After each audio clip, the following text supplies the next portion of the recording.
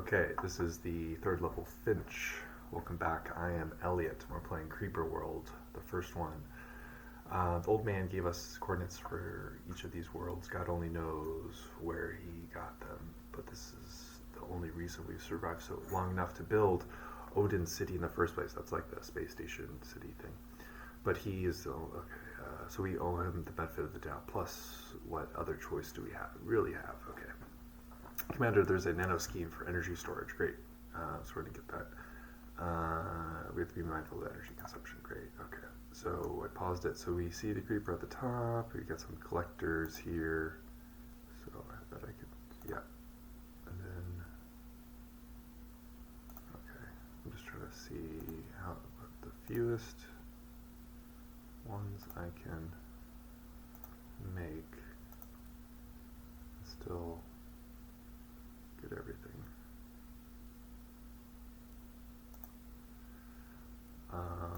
That looks good. And we don't have the Marauders. The Marauders are like pretty powerful. Okay. So that's gonna get some energy. I think we want like a blaster here and a blaster here, and eventually like some right there, and we'll just push until we get this whole top area, and then we'll collect these three. I think that's the plan. That's the play. I'm just gonna build this out. Hoping I did overbuild to cause them to fail. Let's see it. I could do two probably.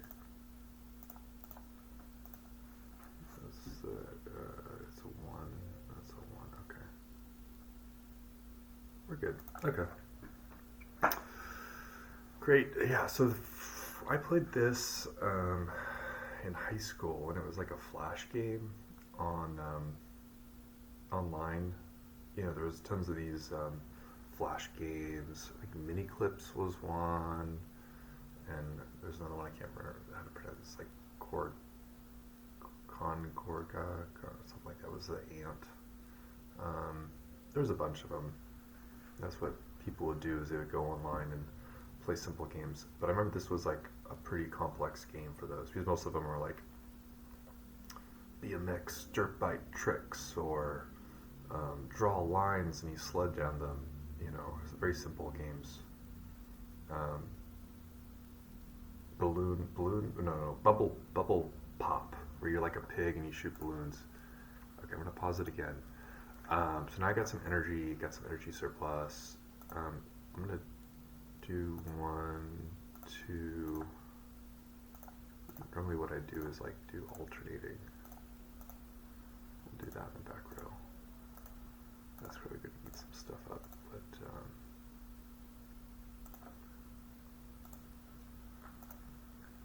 then we're going to build. Should build like a row of them. The other thing that happens later is you get like these spore attacks, and so you constantly have to watch the spore counter. Make sure that you're not going to have an incoming spore attack, which we don't have them here. So we're good. Okay, I'm going to say let's go. But that's basically the game. You just build things out, you wait, you build things out. So yeah, I played this in high school. I spent a summer, one summer I took a Harvard class when I was after my freshman year in high school, so going in my 10th year. I studied gender in the workforce, so sociology class. But instead of doing my homework, I was mostly in the computer lab playing flash games like this, or I just came across the other day, it's like Battalion Nemesis. It's kind of like Advanced Wars. It's like the flash version of Advanced Wars. And what else would I play? It was like Crystal Tower Defense, Gem. It's like Gem Tower Defense. Whereas these gems, and each gem has a different ability. Like the red one was fire, the blue one was ice, and you could like level them up and you could combine them. What else? I probably played Balloon Tower Defense with the monkeys. I like tower defense games. Probably Desktop Defense. That one's like impossible though. I feel like the desktop defense is just like you're waiting until you lose. It's like it's an impossible game to beat. Um, this one seems pretty reasonable. I would rarely lose the game, but it's just sometimes it just takes time. Yeah, I remember Harvard. The first day, like you walk in and the dining hall looks like something straight out of Hogwarts, and everyone's like, whoa.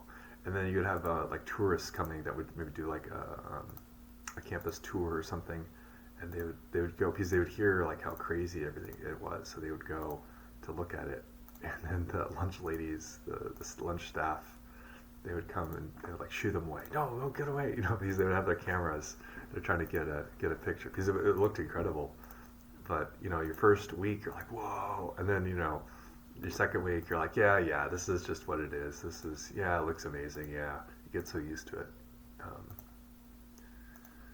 We had really good food. During the summers, my mom would like plan during the year, my mom would plan my entire summer, and so typically her goal was not to have me back home for 24 hours. Not because she didn't want me around, but because she wanted me like constantly active and busy. She was worried that like my mind would melt over the summer, which probably is true. So she wanted me to constantly be doing things. So I would do like lacrosse camp and science camp and all sorts of things. So that summer, I also went to France. I think I went to France that summer too for like a month. How that worked is like my parents and we went to France, and then they were there for a week, and then she just dropped me off with her friend Laura, who's basically like my aunt, and I stayed with Laura for a month. But there were times that I was like all by myself, and I did not know how to speak French. I barely understood French. I understood it kind of, but yeah, I was like 14. I'd just be like, I remember there's a point I was on a bus, not a bus, on a train, and I was like worried of when I was going to get my stop, and I was all by myself, and they're like announcing it in French, and the announcement was like, because I knew I was going to Lyon, and trying to understand, but they're like every stop they're like, this is the Lyon train line. It ends in Lyon, and so I'm thinking, is this my stop? Is this my stop? But I remember someone telling me, I think it was Arnaud, was telling me like, hey, it's the last line, it's the last stop on the train. So that's what kept me on the train. I'm like, okay, it's the last one. Don't ignore the announcement. But now later I realized what they were saying. But that was a moment of high anxiety because this is before I didn't have a cell phone. I didn't have Laura's phone number. So like if I were to get off the wrong stop, I don't know what I would have done. I'd maybe go to a police station, maybe, and then what would I have said? Hey, I need to find this Laura person. Oh, yeah. I mean, I guess they could have found me. They could have helped me, but like, yeah, it all worked out though. I got to the right train station, and I met Laura, met up with her, and then everything worked out. But that was high. That was probably the highest moment of anxiety in my 14 years, as long as I was alive at that point.